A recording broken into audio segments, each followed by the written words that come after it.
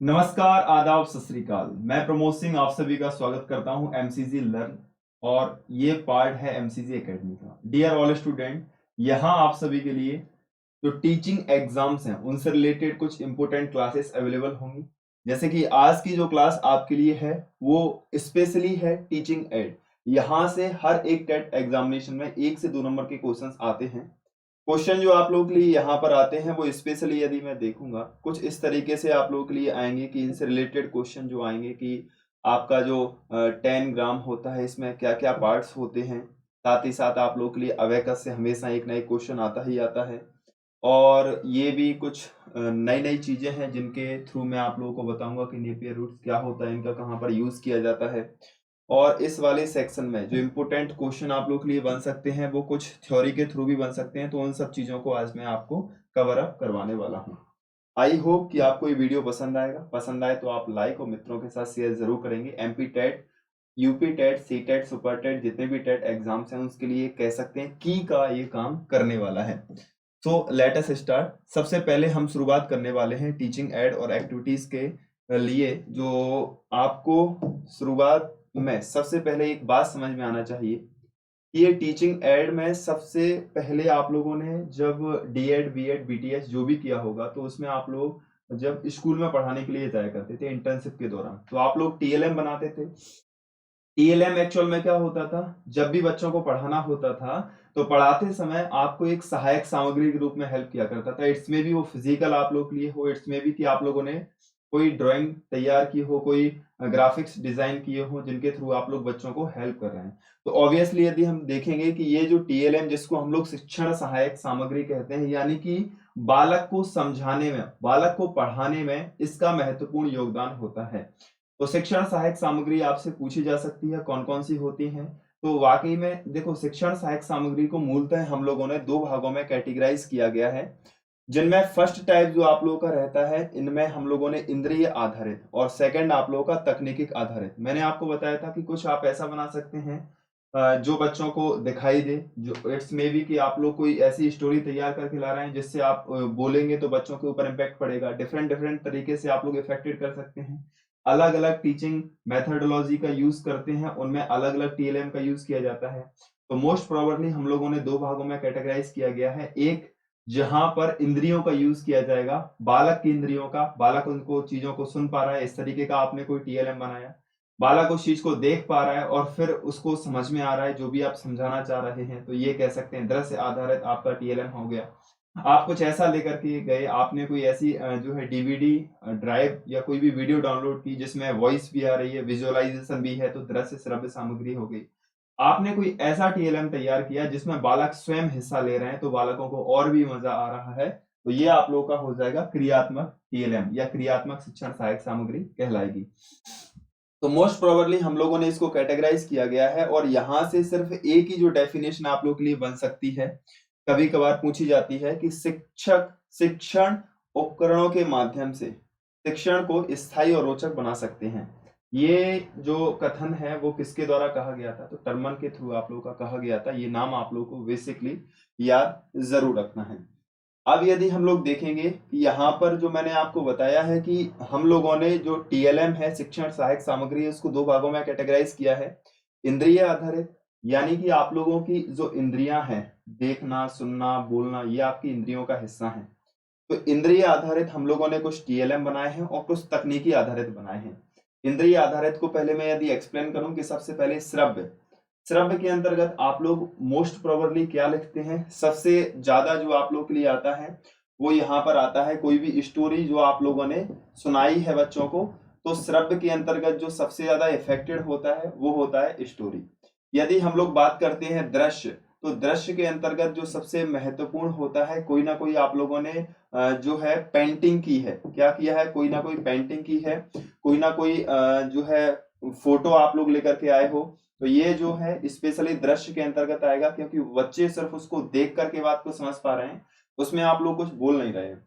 और जो most probably आप लोग यूज करना चाहते हैं वो कुछ ऐसा होता है जिसमें दृश्य और श्रव्य दोनों हो, जैसा कि आप मेरी अभी वीडियो देख रहे हैं। और ये वीडियो आप लोगों के लिए दृश्य और श्रव्य दोनों का काम कर रहा है। साथ ही साथ मैं इसमें क्रियात्मक को भी डालने की पूर्ण कोशिश करूंगा। तो कुछ इस तरीके का टीएलएम आपको यूज करना चाहिए जिसमें बालक इन्वॉल्व हो जाए, बालक उसमें खुद से इनपुट देगा, तब उसको ज्यादा इंटरेस्ट यहाँ पर आएगा। तो दृश्य श्रव्य में यदि हम लोग देखते हैं तो मोस्ट प्रोबेबली हम लोग टेलीविजन का जो है यूज करते हैं, जिसमें आप लोग कोई ना कोई वीडियो चला करके उनको ज्यादा अट्रैक्ट करने की कोशिश करते हैं। और यदि हम लोग वर्तमान आधारित देखेंगे, इस पर सबसे ज्यादा फोकस किया जा रहा है कि कोई भी टीएलएम जो आप लोगों का है वो कुछ कैसा होना चाहिए, क्रियात्मक होना चाहिए, जिसमें बालक स्वयं से हिस्सा ले सकें। तो कुछ अलग अलग तरीके के टीचिंग एड जो हम लोग यूज करते हैं, उन सभी का मैं यहाँ पर आप लोगों को कुछ चीजें दिखाने वाला हूँ। टीएलएम में सबसे पहले मैं आप लोगों को बता दूं कि यहाँ टीचिंग एड में जो आप लोग यूज करते हैं वो सबसे पहले यूज करते थे जब हम लोग स्कूल जाते हैं, तो आपको विद्यालय में अवश्य रूप से एक ब्लैक बोर्ड जरूर दिखेगा। जो ब्लैक बोर्ड होता है वो शिक्षक का मित्र कहलाता है। यदि आपसे पूछा जाए कि विद्यालय में शिक्षक का मित्र कौन होता है, तो शिक्षक का मित्र मूलतः देखा जाए उसका ब्लैक बोर्ड होता है, क्योंकि वही उसकी कह सकते हैं कि इज्जत बचाता है, वही उसको सहायता प्रदान करता है। और जब आप लोग इंटर्नशिप के दौरान पढ़ाने के लिए जाते थे तो कुछ इस तरीके का ब्लैक बोर्ड आप लाया करते थे, जो फोल्डिंग वाला ब्लैक बोर्ड होता है, लगभग 50-60 रुपए का। आप लोग लेकर के अभी भी आ सकते हैं, घर पर प्रैक्टिस कर सकते हैं। आप कहेंगे सर प्रैक्टिस किस बात की? जब आप केवीएस देने के लिए जाएंगे और उस दरमियान जब आप इंटरव्यू में जाते हैं तो आपको पढ़ाने के लिए बोला जाता है, तो उस टाइम पर आप लोगों के लिए teaching skills, communication skill and आप लोगों का राइटिंग स्किल, रीडिंग स्किल, ये सब कुछ आप लोगों की देखी जाती है। तो एक प्रैक्टिस का हिस्सा हो सकता है। यदि आप लोग प्रिपरेशन कर रहे हैं तब आपके लिए एक छोटी सी बात हो सकती है। ये जो तुलनात्मकता की बात है, पाई चार्ट वाली ये जो बात है, या ग्राफ की हम लोग यदि टीएलएम का यूज करते हैं, टीएलएम के रूप में यदि हम लोग इनका यूज करते हैं, शिक्षण सहायक सामग्री के रूप में यदि इसका यूज करेंगे, तो बेसिक लेवल पर तो हम नहीं कर सकते हैं। प्रारंभिक क्लासों में यदि देखा जाए तो सिर्फ हम लोग इसका यूज कर सकते हैं। यदि बात करें हम पाई चार्ट, तो इनका एक ब्रॉड लेवल पे यूज नहीं कर सकते। आप ये नहीं कह सकते यहाँ पर किसका कितना परसेंट है, ये सब कुछ उसको समझ में नहीं आता है। आप पाई चार्ट का यूज कर सकते हैं, कौन ज्यादा कलरफुल है, कौन सा रंग ज्यादा भरा हुआ है, किसका हिस्सा ज्यादा घिरा हुआ है, इस तरीके के क्वेश्चन आप उससे पूछ सकते हो। लेकिन आप उससे इतना नहीं पूछ सकते कि आप बताइए भाई जो पृथ्वी है उस पर कार्बन का कितना परसेंटेज है इस पाई चार्ट के अकॉर्डिंग, तो बेचारा कंफ्यूज हो जाएगा, है ना। वो कहेगा आज तो मास्टर बिल्कुल ही गयो। हाँ, यदि यहाँ पर भी आप पूछेंगे तो ये नॉर्मल पूछ सकते हैं, किस रंग की डंडी सबसे ज्यादा हाइटेड है, तो फिर बाद में आप लोग उसको कनेक्ट कर सकते हैं कि जो ज्यादा ऊंचाई है या जिस रंग की डंडी ज्यादा ऊंची है वहां पर प्लेयर सबसे ज्यादा अच्छे खेलते हैं। इस तरीके से किसी देश का भी पाई चार्ट आप लोग बना सकते हो, वार ग्राफ बना सकते हो। अब ये एक्चुअल में देखा जाए, ये वाले जो हैं ये कह सकते हैं कि सीनियर क्लासेस में आप लोग के लिए यूज किए जाएंगे। नॉर्मली एक बेसिक लेवल पर तो बार ग्राफ और पाई चार्ट को हम लोग कलर्स के रूप में ही यूज कर सकते हैं। प्राथमिक स्तर पर वर्ग 3 का पेपर यदि रहेगा तो आप लोगों से प्राथमिक स्तर पर पूछा जाएगा तो पाई चार्ट और बार ग्राफ ही पूछा जाएगा, और आप लोगों से नहीं पूछा जाएगा। लाइन ग्राफ्स कह सकते हैं कि हैवी वे में आते हैं, इनको मेंटेन करना इतना आसान नहीं है। तो ये आप लोगों के लिए टीएलएम का एक हिस्सा हो सकता है। देन यदि हम लोग कहेंगे कि प्रारंभिक स्तर पर जो बालकों से पूछा जाएगा वो जियो बोर्ड से समझाने का एक कह सकते हैं बहुत अच्छा तरीका हो सकता है। जियो बोर्ड क्या होता है? हम लोग हमारे एक शिक्षक थे जिनका नाम था ओपी दीक्षित, है ना, ओम प्रकाश दीक्षित सर, काफी बढ़िया शिक्षक थे। उन्होंने लगभग जितने भी टीएलएम यहाँ पर मैं आपको दिखा रहा हूँ वो सारे के सारे टीएलएम हम लोगों ने स्वयं से बनाए हैं। मैंने या हमारे जो मित्रगण हैं, हमारे जो भी सहपाठी थे, सब लोगों ने मिलकर के बनाए हैं। बिकॉज ऑफ आप लोगों को पता होना चाहिए ये सब चीजें जीवन का एक हिस्सा हो सकती हैं, सीखना जीवन का एक अभिन्न अंग है। तो ये एक जियो बोर्ड होता है। जियो बोर्ड में क्या है, एक लकड़ी का गत्ता लेते हैं, वहां पर ये तय नहीं है वो चौकोर होगा, गोल होगा, कैसा भी होगा, क्योंकि हम लोगों ने जियो बोर्ड गोल उस पर भी बनाया है। पैसे बचाने के लिए जो उल्सा आता है 20-30 रुपए का लकड़ी वाला, वो लेकर के आते थे, उसमें 1-1, 2-2 रुपए वाली जो कील आती है उनको ठोक करके बनाया करते थे, क्योंकि एक स्टूडेंट के पास इतना बजट नहीं होता है कि हैवी जियो बोर्ड बना सके, क्योंकि ये काफी चीपेस्ट ही होता है, ज्यादा महंगा नहीं है। लेकिन मैं आपको अपना एक्सपीरियंस शेयर कर रहा हूँ। तो ये जो जियो बोर्ड आपका है, इस जियो बोर्ड में क्या किया जाता है, कीलों को इस तरीके से सेटअप जो है ठोक लिया जाता है, और इसका स्पेसिफिकली यूज किया जाता है ज्यामितीय रचनाओं को बताने के लिए। जैसे एक रबड़ की सहायता से मैंने एक रबड़ लिया और इन 4 वेंड को इस रबड़ से जो है कवर कर दिया, और ये लगभग एक स्क्वायर की तरह हमको दिखाई दे रहा है। ठीक है, यहाँ पर कोई भी कीलों की संख्या, नंबरों की संख्या कोई फिक्स्ड नहीं रहती, कितने भी आप लोग ठोक सकते हो। तो ऐसा कोई क्वेश्चन यहाँ से आपका नहीं बनेगा। क्वेश्चन जो नॉर्मली बनेगा वो आपसे बनेगा कि जियो बोर्ड का उपयोग कहाँ किया जाता है, तो आप कह सकते हैं ज्यामितीय रचनाओं को दिखाने के लिए, प्रारंभिक स्तर पर ज्यामितीय रचनाओं को समझाने के लिए हम लोग इसका यूज कर सकते हैं। ठीक, अच्छा, ये जैसे आप लोगों का 3 तरीके से किया, ट्रायंगल है, आप लोगों का रेक्टेंगल है, आपका समबाहु त्रिभुज, समबाहु चतुर्भुज, जो भी आप लोग बना सकते हैं, सब कुछ यहाँ पर नॉर्मली अवेलेबल हो जाता है। ठीक है, नेक्स्ट यदि हम लोग देखेंगे 10 ग्राम, 10 ग्राम से जो आपका है क्वेश्चन नॉर्मली बन सकता है, क्योंकि 10 ग्राम के बारे में मोस्ट ऑफ स्टूडेंट इतना ज्यादा नहीं जानते हैं। मोस्ट प्रोबेबली यहाँ पर जो रिक्वायरमेंटेबल है, जो चीज आपको जानना चाहिए वो क्या है, 10 ग्राम में सबसे महत्वपूर्ण जानने वाली चीज ये है कि 10 ग्राम के अंतर्गत जो होते हैं, एक्चुअल में 10 ग्राम क्या होता है, 10 ग्राम कागज के छोटे छोटे या लकड़ी के या प्लास्टिक के 7 हिस्से होते हैं। कितने, 10 ग्राम में टोटल कितने पार्ट होते हैं, 7 पार्ट होते हैं। 7 पार्ट में क्या क्या होता है, 2 बड़े त्रिभुज होते हैं, एक बड़ा त्रिभुज होता है, 2 जो है बीच के कह सकते हैं मंझले त्रिभुज होते हैं, एक छोटा त्रिभुज होता है, और एक कह सकते हैं कि ये जो है स्क्वायर आप लोगों का होता है, और एक समबाहु, ये आप लोगों का एक चतुर्भुज जरूर होता है। तो यहाँ पर आप देखेंगे इन्हीं 7 से मिलकर के सारे डायग्राम बने हुए हैं। जैसे कि आपके सामने एक स्क्वायर बना है, इसमें आप देख सकते हैं एक बड़ा त्रिभुज आप लोगों का यूज किया गया है, एक बड़ा सा त्रिभुज आप लोगों का यूज किया गया है नॉर्मली, ठीक है ना, एक बड़ा त्रिभुज यूज किया गया है, 2 छोटे छोटे त्रिभुज आप लोग के लिए यूज किए गए हैं, एक ये आप लोग के लिए है, मतलब एक ये और एक ये, ठीक है। फिर एक और छोटा त्रिभुज आप लोग का यूज किया जाएगा, एक ये बड़ा है, 2 मझले हैं, एक छोटा है। हाँ रुक जाइए थोड़ा सा, मेरे से काउंटिंग में कोई इशू ना हो जाए। देखिए सबसे पहले 2 बड़े होते हैं, तो एक ये हो गया, एक ये हो गया, 2 पार्ट हो गए। हम लोगों को काउंटिंग का विशेष याद रखना है। एक मंझला होता है, तो एक ये बीच वाला हो गया, ठीक है। 2 छोटे छोटे होते हैं, तो देखो एक ये है छोटा, एक ये है छोटा, ठीक है। एक आप लोग का स्क्वायर होता है, तो एक ये आप लोग का स्क्वायर हो गया, और एक ये आप लोग का इस तरीके का चतुर्भुज होता है, तो ये आप लोग का हो गया। तो ओवरऑल आप लोग देख रहे हैं ये 7 पार्ट से मिलकर के बना हुआ है। सेम यहाँ पर भी सेम 7 पार्ट है, इसमें भी आप देख लीजिए उन्हीं सब का यूज किया गया। एक बड़ा, 2 बड़े त्रिभुज, एक मंझला त्रिभुज, एक मंझला त्रिभुज, 2 छोटे छोटे, 2 छोटे छोटे, एक स्क्वायर और एक ये चतुर्भुज, एक इस तरीके से चतुर्भुज। तो इस तरीके से आप लोग देख रहे हैं कि 1 2 3 जो भी आप लोगों के लिए है। 10 ग्राम एक एक्चुअल में देखा जाए ज्योमेट्री को समझाने के लिए तो यूज किया ही जाता है, लेकिन ये टोटली कलर बेस्ड रहता है। और 10 ग्राम में आप लोगों से पूछा जा सकता है पार्ट कितने होते हैं, 7 पार्ट होते हैं, जिनमें आप लोग के लिए 2 बड़े त्रिभुज, एक मंझला त्रिभुज, 2 छोटे त्रिभुज, एक स्क्वायर आपका होता है, और एक समबाहु चतुर्भुज आपका मौजूद रहता है। इस तरीके से हम लोग जो है यहाँ पर देख सकते हैं 10 ग्राम को। नेक्स्ट यदि आप लोगों का देखा जाए गिनतारा, तो गिनतारा एक बेसिक टीएलएम है, तो सब लोग इसको पसंद करते हैं, काफी इजी होता है। ये जो गिनतारा आपका मौजूद रहता है, इसका सबसे पहले प्रयोग चाइना में किया गया था, और मोस्ट प्रोबेबली इसका उपयोग हम लोग डिवाइड है, मल्टीप्लाई है, ऐड है, सब्ट्रैक्शन है, किसी के लिए भी कर सकते हैं। बहुत ही आसान होता है इसमें गिनतारा का प्रयोग, अबेकस जिसको आप लोग कहते हैं। ठीक, यदि हम आगे देखेंगे, एक ये आप लोगों का है Napier road. Napier road, rod होना चाहिए था, वो रोड्स नहीं है ना, ROAD रॉड होना चाहिए। नेपियर रोड एक्चुअल में क्या होती है, मल्टीप्लीकेशन की एक बेसिक टर्मिनोलॉजी है। इसमें क्या किया जाता है, इसका बेसिक यूज जो किया जाता है वो मल्टीप्लाई करने के लिए किया जाता है। जैसे कि 456 का मल्टीप्लाई करना है 128 से, 128 से, ठीक। तो आप लोग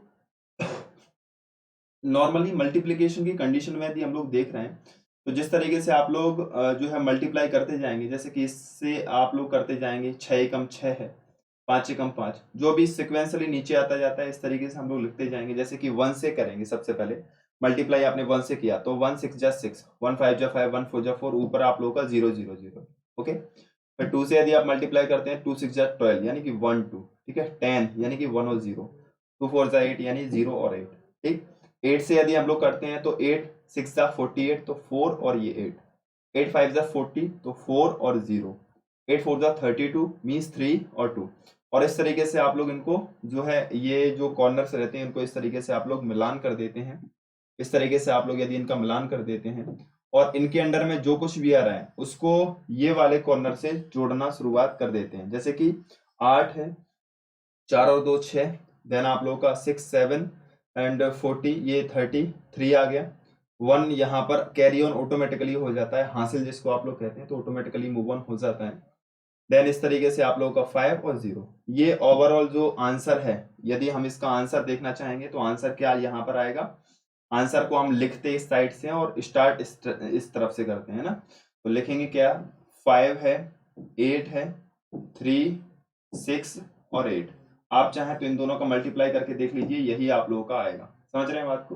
तो ये किसका, यदि पूछा जाए नेपियर रॉड का यूज कहाँ किया जाता है, तो नेपियर रॉड का यूज किया जाता है किसमें, मल्टीप्लाई करने के लिए नेपियर रॉड का हम यूज करते हैं। और अंततः सबसे महत्वपूर्ण जो आप लोग के लिए है वो है डायनस ब्लॉक। डायनस ब्लॉक का यूज नॉर्मली जो है स्थानीय मान के लिए है ना, प्लेस वैल्यू फेस वैल्यू में हम लोग करते हैं। मोस्ट प्रोबेबली इसका यूज हम लोग प्लेस वैल्यू डेसिमल वाली कंडीशन में करते हैं। साथ ही साथ इन सभी के माध्यम से हम लोग ऐड है, मल्टीप्लाई है, सब्ट्रैक्शन है, डिवीजन है, ये भी नॉर्मली कर सकते हैं। तो आप लोगों से ये भी पूछा जा सकता है कि डायनेस स्पेशली हम लोग किसके लिए यूज करते हैं, और इनमें 4 तरीके के पार्ट होते हैं। पूछा जा सकता है कि यूनिट के लिए, तो यूनिट के लिए आप लोगों का 1 ब्लॉक होता है। एक ये जो रॉड होती है वो टेंस को रिप्रेजेंट करती है। यूनिट कहें या वंस कहें, एक यूनिट को एक बॉक्स रिप्रेजेंट करता है, एक रॉड, इसे हम लोग रॉड कहते हैं। ये जो एक रॉड है वो टेंस को रिप्रेजेंट करती है। इस फ्लैट, इसे हम लोग फ्लैट ही कहते हैं। एक फ्लैट जो है 100 को रिप्रेजेंट करता है और एक क्यूब जो है 1000 को रिप्रेजेंट करता है। तो क्वेश्चन जो इसमें से डायनेस बॉक्स में से जो क्वेश्चन बनते हैं, डायनेस ब्लॉक में से जो क्वेश्चन बनते हैं, वो यही क्वेश्चन बनेंगे कि मोस्ट प्रोबेबली इसको 4 प्रकार के डायनेस ब्लॉक होते हैं। पहला जो एक डायनेस ब्लॉक होता है, नॉर्मली इसको हम लोग यूनिट कहते हैं, रॉड को हम लोग 10 कहते हैं, फ्लैट जो आपका रहता है उसको हम लोग 100 कहते हैं, और क्यूब जो रहता है उसको हम लोग 1000 कहते हैं। तो ये सारे के सारे टीएलएम के अंतर्गत आप लोगों से पूछे जा सकते हैं। साथ ही साथ ग्राफ, यहाँ पर जो ग्राफ पेपर का यूज भी हम लोग प्राइमरी लेवल पर तो नहीं कर सकते हैं, तो प्राइमरी लेवल पर मैं इसको अनयूजेबल मानता हूँ। और आपका जियो बॉक्स, जियो बॉक्स एक कह सकते हैं कि मॉडर्न टर्मिनोलॉजी में यूज किया जाने लगा है, और मोस्ट प्रोबेबली इसका यूज भी हम लोग इवन 5th क्लास तक तो नॉर्मली नहीं ही करते हैं। स्केल और चांदा प्रकार का शायद अब जो यूज होने लगा है। वैसे एनसीईआरटी के द्वारा पैटर्न सिस्टम का यूज किया जा रहा है, तो इनका भी हम लोग बड़ी क्लासेस में टीएलएम के रूप में यूज करते हैं। एक है ये आप लोग का डॉट पेपर, जो कि प्राइमरी लेवल पर काफी ज्यादा इंपॉर्टेंट होता है। डॉट पेपर का जो यूज किया जाता है वो पैटर्न, डॉट पेपर एक्चुअल में एक पैटर्न का हिस्सा है। ठीक है, पैटर्न आप लोग समझते हैं, मैथ्स में पैटर्न काफी ज्यादा पूछा जाता है। तो डॉट पेपर जो है वो एक एक्चुअल में पैटर्न का हिस्सा है। इसके थ्रू हम लोग 3D डायग्राम शो कर सकते हैं। आपसे यदि क्वेश्चन पूछा जाएगा कि डॉट पेपर के थ्रू क्या सहायता मिलती है, तो with the help of dot paper you में सॉ 3D डायग्राम। ओके, तो ये डॉट पेपर का यूज हम लोग 3D डायग्राम को शो करने के लिए किया जाता है। और फाइनली लास्ट आप लोगों के लिए है जिसका यूज हम लोग 4th और 5th क्लास में नॉर्मली करते हैं, इवन ऑड नंबर जब आपके बताए जाने लगते हैं। तो यहाँ पर जो इवन और ऑड नंबर आप लोग के बताए जाने लगते हैं, उस कंडीशन में हम लोग संख्या चार्ट, इसके थ्रू अल्टरनेट, जब बच्चे को नंबर्स याद हो जाते हैं तो उस कंडीशन में ये करने लगता है। इसका यूज संख्या चार्ट, जिसके थ्रू जो भी इवन नंबर होता है उसको, जैसे इवन और ऑड नंबर को इस तरीके से उसको सर्कल करना रहता है कि भाई ऑड नंबर को सर्कल करो तो इस तरीके से, इवन नंबर को करो तो इस तरीके से उसका किया जाता है। तो ये सारे के सारे क्या है, ये सारे के सारे आप लोग के टीएलएम के पार्ट हैं। और साथ ही साथ जो शैक्षण उद्देश्य के अंतर्गत, ये अपने आप में एक इम्पोर्टेंट टॉपिक है। और यहाँ से टीचिंग एड में यदि कोई भी क्वेश्चन आता है, आउट ऑफ 100% मैं श्योरिटी से कह सकता हूँ कि आपका यहाँ से क्वेश्चन बन जाएगा। टीचिंग एक्टिविटीज का 5 मिनट का और बात सुन लीजिए। यदि कोई क्वेश्चन आउटर भी जाता है तो आप लोगों से पूछा जाएगा कि बच्चे को जो है टीचिंग में बहुत ज्यादा इन्वॉल्व करने के लिए, इंटरेक्ट करने के लिए आप क्या कर सकते हैं। बच्चे को इंटरेक्ट करने के लिए आप लोग मोस्ट प्रोबेबली उसको मैथ्स क्लब ज्वाइन करवाने की कोशिश कीजिए। मैथ्स क्लब यदि एक स्टूडेंट ज्वाइन कर लेता है, या कहा जाए एक बच्चा यदि मैथ्स क्लब ज्वाइन कर लेता है, तो उस कंडीशन में क्या होता है, वो बच्चा काफी अधिक चीजों की ओर ध्यान देने लगता है, क्योंकि उसको ऐसा महसूस होता है कि मैं किसी कमेटी का सदस्य हूँ जिसकी छोटी मोटी जिम्मेदारी मेरे ऊपर निर्भर करती है। ठीक, उसको काफी सारी क्विजेस लगवाना चाहिए। विज्ञान मेला होता है, उसी तरीके से मैथ्स का भी मेला होना चाहिए, जिसमें चीजों को स्वैप किया जाए, बच्चों को दिखाए जाए। मैथ्स की भी लैब होना चाहिए, जिसमें वो लोग कभी कभार छोटे मोटे एक्सपेरिमेंट कर सकें। इंटरटेनमेंट के लिए काफी सारी एक्टिविटीज हैं, सेमिनार हैं और वर्कशॉप। इन सब चीजों, ये 7 ऐसे महत्वपूर्ण बिंदु हैं जिस स्थिति में बालक का मन नहीं लगता है, उस स्थिति में इन सभी चीजों का हम लोग प्रयोग करते हैं। तो ये जो आज आप लोगों के लिए मैंने बताए हैं छोटी छोटी चीजें, छोटे छोटे पार्ट्स हम लोग कह सकते हैं, ये टीचिंग एग्जाम्स के लिए कह सकते हैं आपको एक वरदान साबित होने वाली है आज की class. I am sure that कि जो भी क्वेश्चन आपके आने वाले हैं वो यहाँ से 100% फंस जाएंगे। और भी इस तरीके के कॉन्सेप्ट यदि आप देखना चाहते हैं, किस विषय पर आप कॉन्सेप्ट वीडियो देखना चाहते हैं, आप लोग प्लीज कमेंट करके बताइएगा।